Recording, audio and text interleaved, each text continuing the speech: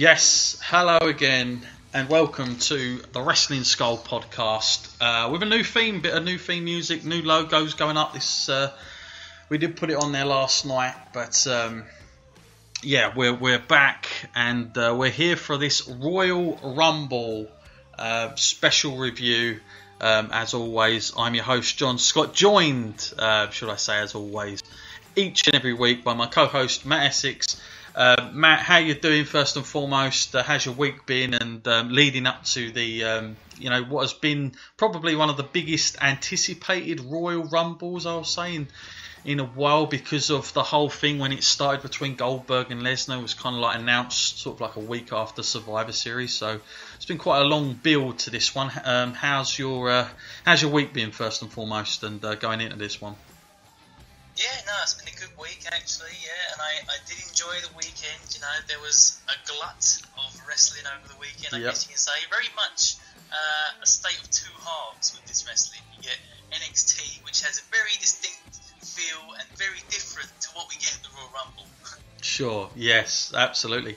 We were spoiled quite a lot, especially in the UK for a change. Like we had a show on Spike UK which went out live, which was, I guess, quite a big feat, because I believe that made the records in terms of being a live show on TV anyway, that had gone out, and obviously not on a streaming device.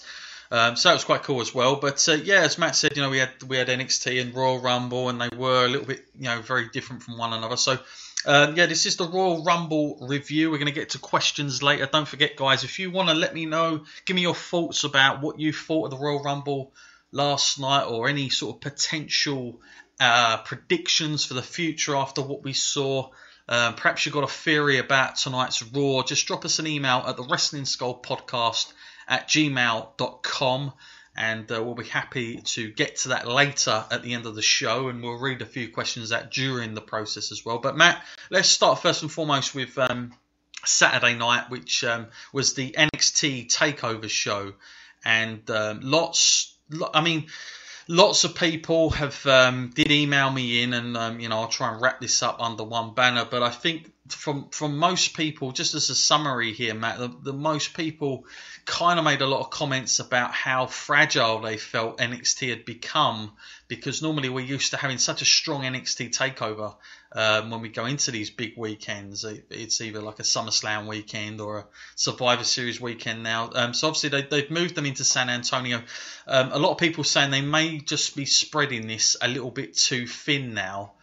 With the current roster there. Would you agree with that at the moment, Matt, with what we got? Because from my perspective, just before you answer that, I would say that although the roster is not as equipped as it once was, I still think they maintained a high-level show for me. But I do agree that perhaps the tours they've done in Melbourne of recent, they've gone all around, I can't remember the other place they went to as well. They probably are running the same kind of matches everywhere they go, like house shows at the moment, because they are a little bit thin on top.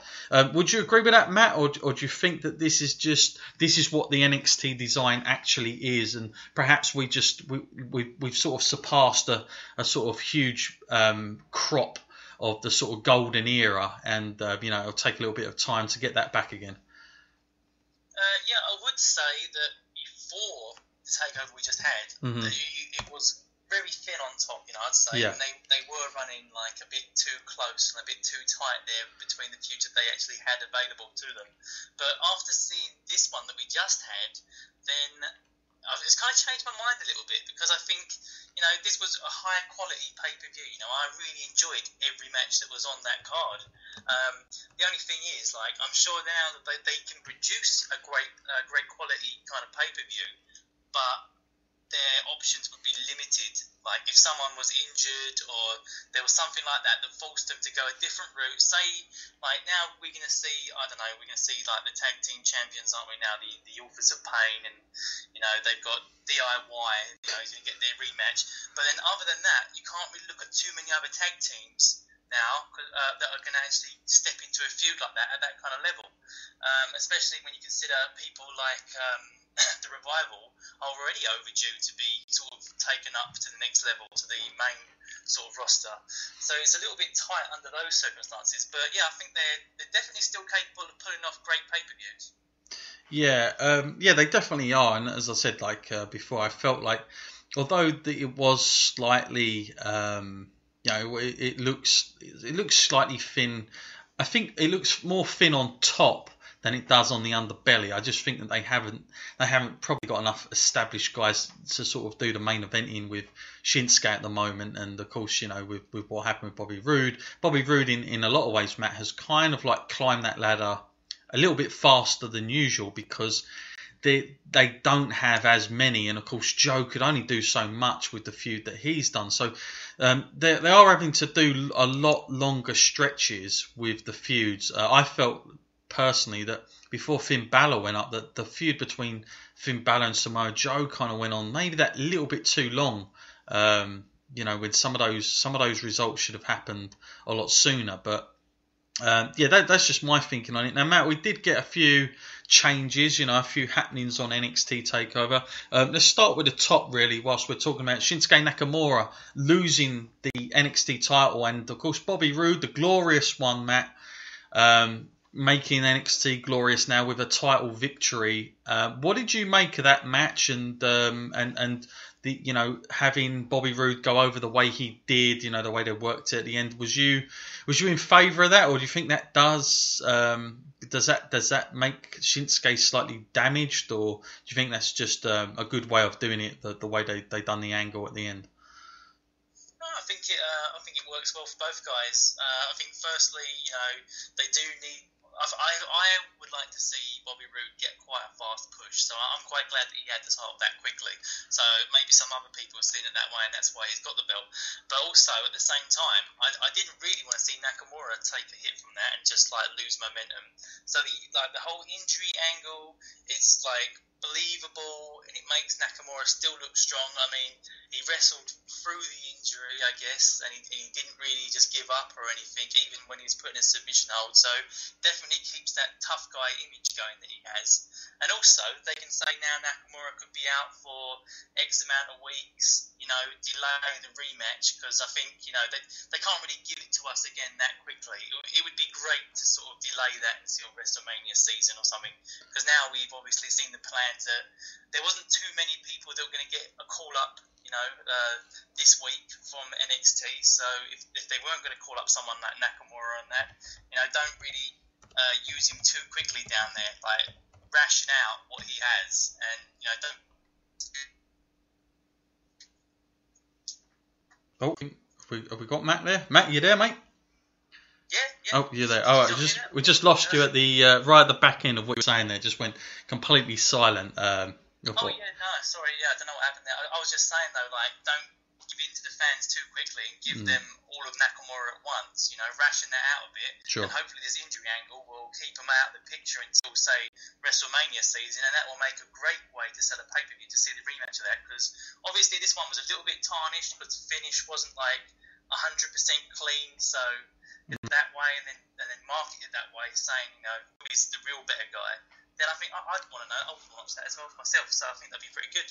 Yeah, and Bobby Roode, Matt, just quickly. I mean, he looks like he's settled in really comfortably in WWE. The setup down at NXT, he looks like a star to me. Bobby Roode for me. With Shinsuke Nakamura, obviously people were I'd listened last week. I think I mentioned it to you when Triple H took the press call that he'd done for a variety of different websites, and Dave Meltzer was on there. PW were asking questions. Who's it with independence, which is really cool that Triple H comes out and does that now.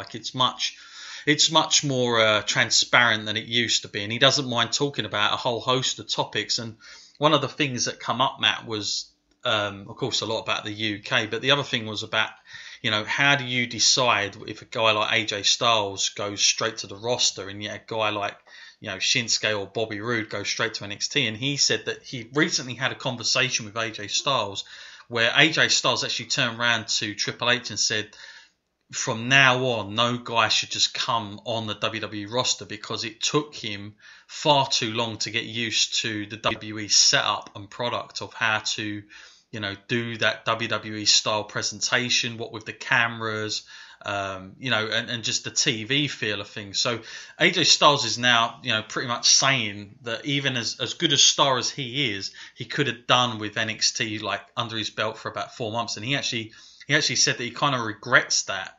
Because he felt like he had a slower start for it. But that's an interesting point right there. And I guess because if a guy like AJ Styles is saying it, Matt, who shouldn't be taken lightly whatsoever, WWE will probably now only ever go that route when they sign a new guy, given that sort of dynamic they've got now from AJ Styles saying it. So that was interesting. But of course he was asked about Shinsuke Nakamura, like, when do you get this guy up? And one thing Triple H said is he openly admitted, Matt, that he was not currently happy with NXT, and he said it's something that he's taken out of his hands. He didn't say what, but he said he wasn't currently happy. He felt like too many guys had shifted at once, and they hadn't replaced those spots that fast enough. He what he basically said is, and he wanted to make this statement pretty accurate, is that he felt like they were there in numbers, but to actually sort of make sure, like Enzo and Cass's spot wasn't filled straight away. Apollo Crews, guys like this that were quite a big deal in NXT, but actually didn't do a whole lot when they got to the main roster. So he thinks basically they could have afforded a little bit more time with some of these guys. So that's interesting right there, Matt, that he feels that way. And obviously some internal goings on there. Maybe I'm sure it's a hint at his great father-in-law, which who are you going to argue with him, are you really? I can't imagine that go down too well, a battle with Vince McMahon, who of course is the hero of WWE, shall we say. So very interesting. Anything else that stood out for you at NXT other than, of course, I feel like all the matches were really good. I don't think there was one bad match on there. I enjoyed Eric Young's match. I thought that was good with, Ty Dillinger. I enjoyed that. I'm not too sure I'll make of the whole sanity thing. It's a little bit eerie. I don't know if they're trying to go the Wyatt sort of route with that a little bit, maybe. But was there anything else that stood out for you there, Matt, that was a big positive? Of course, we had, that's what I should mention, the debut of, what's his name? That he recently got from Ring of Honor. I can't think of his name. It was the first match. Who am I trying to think of here? Oh, yes, Roderick Strong. Yeah, what did you make of his debut into it, Matt? I thought he's always been good. We of course we saw him in the tournament, didn't we? Before, yeah, and he cool. had that. So, but this is his first proper kind of pay-per-view outing. So yeah, I was pretty impressed. I mean, I think there's more dynamic to that guy. I don't think he was showing us all his, because I've seen him give a lot more in Ring of Honor. But I hope it's not just another case of them limiting like what he's capable of, able to stick to the WWE guide by the way a wrestler should be. But other than that, like I was impressed by how much people stepped up, because that's the feel of NXT when you go out there and you try and outshine what's going to happen the next night, And I felt like people went out there with that kind of mentality, like I was saying before, Authors of Pain, best outing I've seen them at. They had a really good match, and now I know they're capable of that, and not just being generic big dudes, like they're supposed to be scary. So that was good to see that. And also, like you were saying about Sanity, I was impressed with Nikki Cross. I thought she was a good kind of a wrestler. Actually, her abilities are pretty good. And, she does crazy very well. Yeah. Of course, Matt, the big talking point as well, coming out of that towards Royal Rumble, was Seth Rollins showing up on there. In most times, Matt, they really do keep these things separate. And, Triple H, the NXT Triple H, is slightly different to the Triple H we get on the main roster.